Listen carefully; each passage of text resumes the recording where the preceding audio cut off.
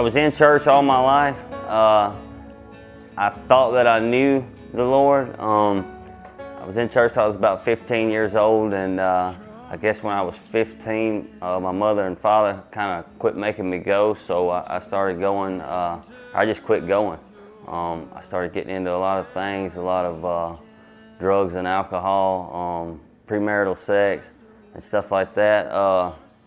You know, and I struggled with that off and on for 10 years. When I was 24, I was strung out on drugs and alcohol and committed 2 violent robberies, Class A robberies, and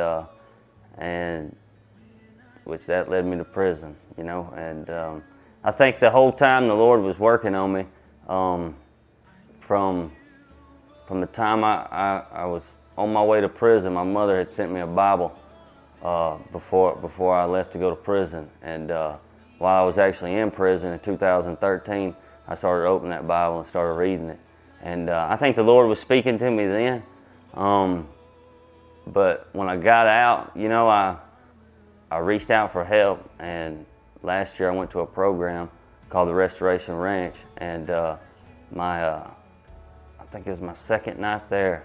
I knew when I got there, just going into the place, what time it was. I knew that it was time just to completely surrender my life over to the Lord, because I had ran from Him for so long.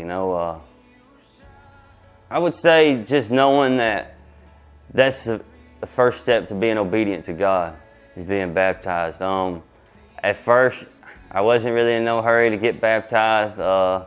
And then Daniel and I was talking one night, and he told me pretty much that I was being disobedient to God. And it kind of rubbed me the wrong way, and it kind of got underneath my skin. And I went outside and I started thinking about it, and I said, well, maybe he's right, And I just started talking to the Lord about it, and He laid it on my heart. Hey, this is what you need to do, because I don't want to do anything that's disobedient to God. I want to walk in that narrow path, and be obedient, and so that's what led me to want to be baptized.